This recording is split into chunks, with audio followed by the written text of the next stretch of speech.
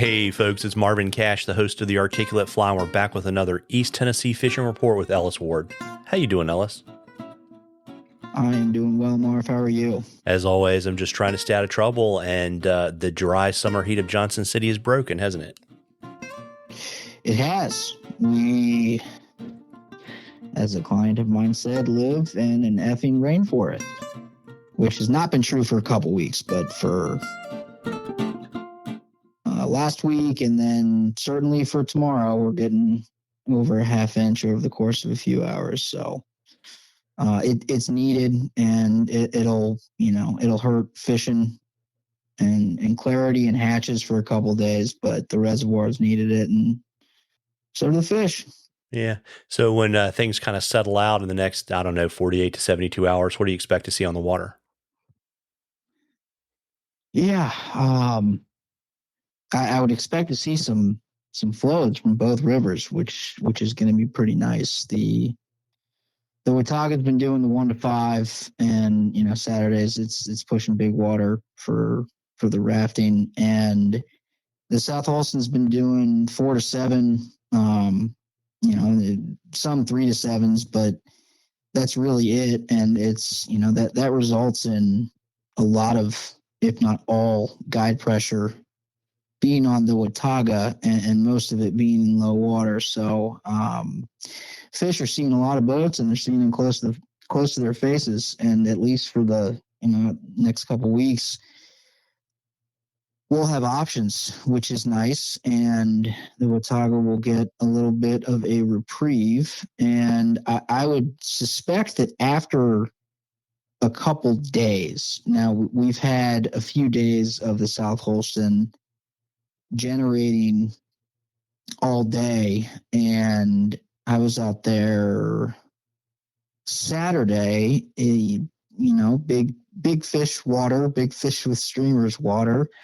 It was that sort of pea green that you would see in some of the limestone creeks up in Pennsylvania, but no bugs. And I mean, a handful as we got into the evening hours, but a little rain shut them down. So after a few days of that, or even more, I anticipate some of the early, first light type hatches, and then last couple hours of the evening to be pretty sulfury. And something to look for as you're fishing both these rivers, and a lot of freestones as well. Once that light starts going down below, we have some tall trees, and then it's a nice part of a tailwater is happy, healthy banks, and even some bluffs and big bends in the rivers with some elevation drops. And those areas tend to start getting hatchy a little earlier, just because you have light coming off of the water sooner than some of the flats. So something to think about if you're cruising along and wanting to find the buggier stretches. Yeah, and you actually may be able to see your fly because you won't have that mirrored sheen all the way across the river. Yes, use enough floating on the first fly, whatever it is, and hang that 22, 24 off the back, and as long as you have your eye on one, I think you'll be good. Yeah, bring the black Sharpie too. That never hurts. A little contrast. Yeah. I dig it. Yeah, so got a question for you. People love you, right? And we were trying to figure out whether your Instagram story vibe is hip hop music or metal. So folks, if you have a preference, let us know. But we got a question from Brenner, and he wanted to get your thoughts on how to target fish in high water summer conditions, whether you're wading or floating. Sure. And to little teaser on the music front, I would say that based on my mood, that those are hip hop and metal or rock. Or I wonder whether I like either of those the most myself. So for targeting fish in high water, I'm just going to start with the boat, and then we'll go to the wading, which I suspect, unless you're a client or another guide, a lot of people are going to be more interested in the wading. So for targeting from a boat, it's really the benefit of the boat is covering water. The drawback of the boat is that you're covering water, and that is to say that you have an opportunity to hit more shots, but as you are floating, and in particular in the medium to higher speed flows, that's it. You get your shots as you're going, and as much back rowing as you can do, the more you're back rowing, the more you're asking people to change their angles so that they can get a proper presentation and generate a retrieve that makes a fly look like it should, versus getting that big bow in the line. And there's a whole other host of things that start to come into play there. So that's when you're casting from moving water into slack water, which would be the slower water on the bank.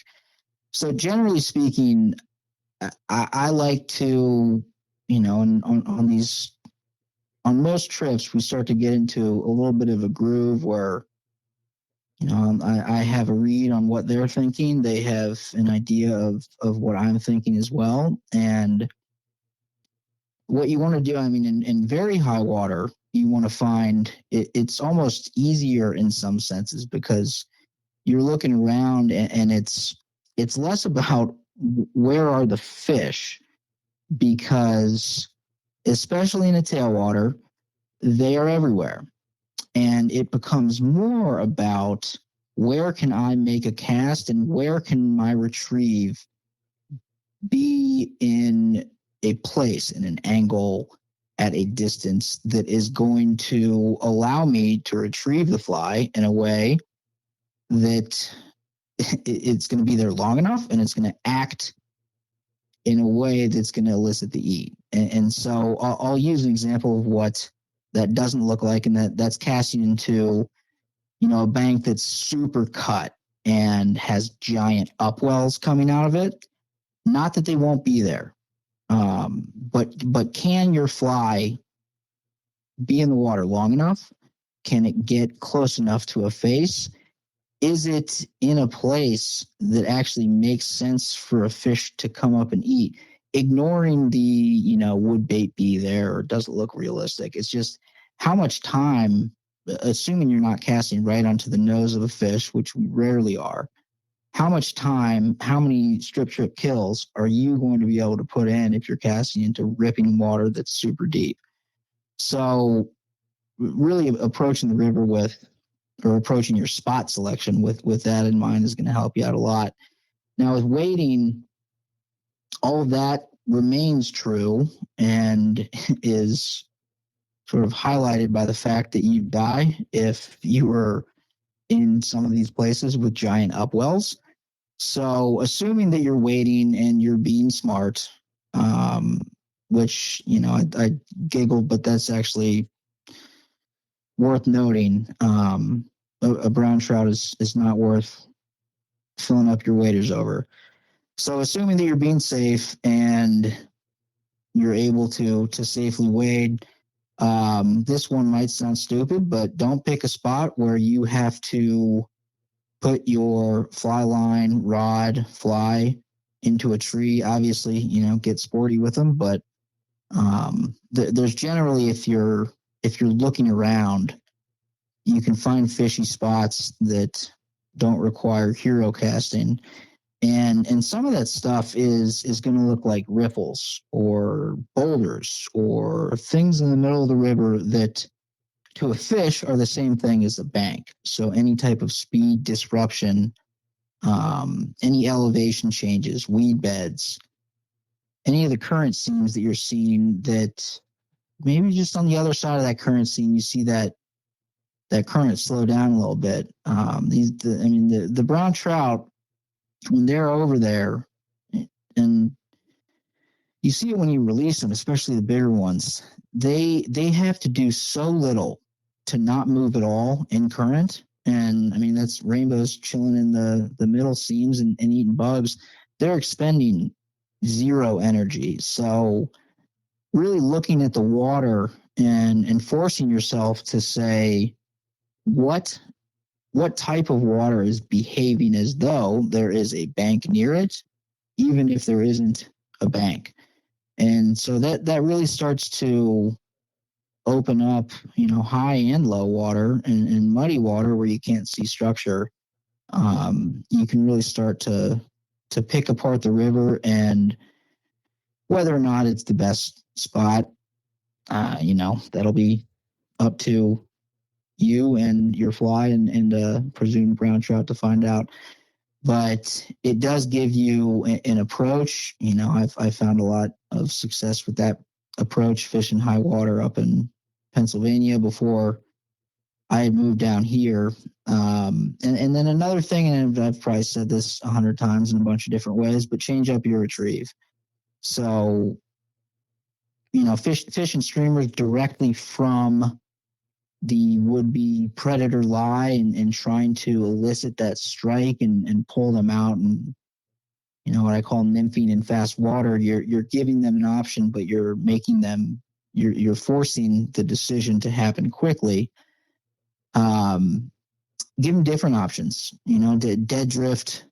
You can cast your streamer out there and just let it float with the current as it's going by it, sort of at a perpendicular angle, so you're still pointing your rod tip where the fish would be.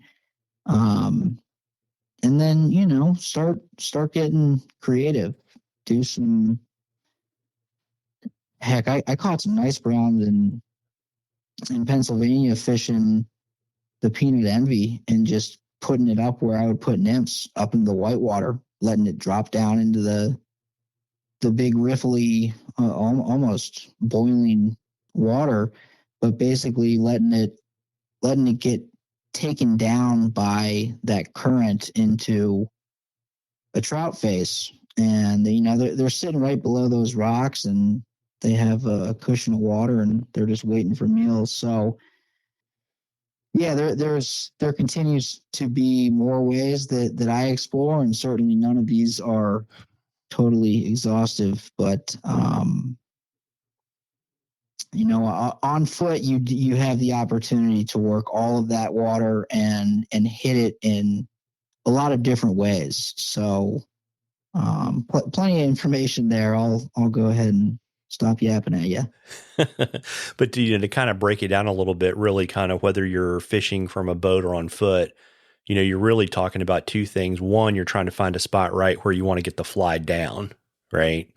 So that it just doesn't get ripped across the water, right? So that's kind of, I guess, thing number one, right? And so that soft water, that might be a stackman, right? And then I guess, do you generally like people, like let's put aside fishing a circus peanut or peanut envy in the seams, but a more traditional kind of strip and kill presentation? Do you generally want them to try to be casting further downstream and maybe have a little bit of a mend so that fly just doesn't start ripping instantly kind of sideways?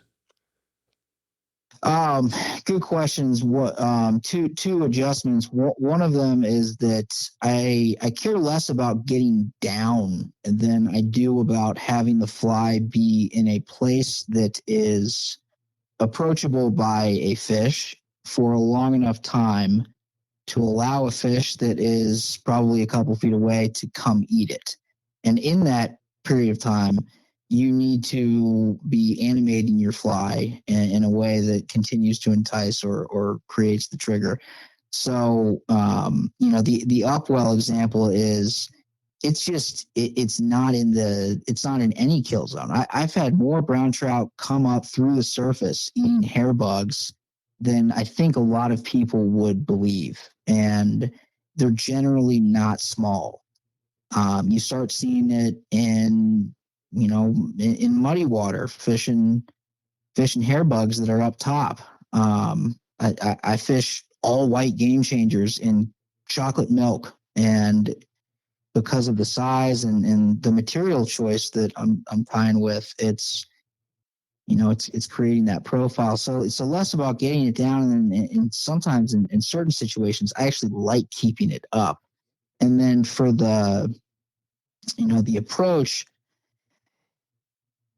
I err on an absolute straight line, fly in the water, rod tip is already in the water, line is dead straight, and if you're able to give it a tick just after it splats down on the water, that straight line is what allows your line to then go slack. So if you're casting in a way that is allowing current, or if you're casting and then pausing and your angles aren't right and the current is creating a bow in your line, your fly just looks like a streamer that was tied on a vise with some synthetics and some natural materials floating through the water. It doesn't look like a fish fleeing. It doesn't have the abrupt speed. So yeah, I mean, especially with the hair bugs, where I think they have the biggest upside, it does require a good amount of work. And then, Mark, to touch on the mend and where you're casting it, if you do have the wherewithal to know really where you're going to start that eat trigger, whatever your retrieve is going to be, I mean, if you can splat it down, lift that line up, get tight while your fly is floating, and then start animating with a tight line. I mean, some of those, I was joking with someone saying they were about to make me fall out of the boat, casting it up on the stream and just letting it chill there for a second and then start this really fast animation. I love that type of change up. So yeah, and here's the thing: fishing floating line, absolutely. If you're not fishing full sink and in a situation where you have some cross currents, fishing floating line, if your retrieve is starting after your floating line has been pulled around by currents, are fish going to eat it? Yeah. Will fish eat it more if you give it a pause? Give it that mend to get everything in line and then start your retrieve with a straight line. Yes, they will eat it more often. Got it. And, we love questions on the articulate fly. You can email them to us. You can DM us on social media. If we use your question, I will send you some articulate fly swag, and we're going to enter a drawing for 2 days of fishing with Ellis and a night at the Watauga River Lodge. And if you have a most valuable medal you want to throw in there too, just let us know, and we'll use it for one of the Instagram stories, or your favorite hip hop song. We're all good. Kind of like classic hip hop though. Ellis, before I let you hop, you want to let folks know where they can find you so they can book in fish with you? Sure. Website is elliswardfishing.com. Instagram is at Ellis Ward Guides.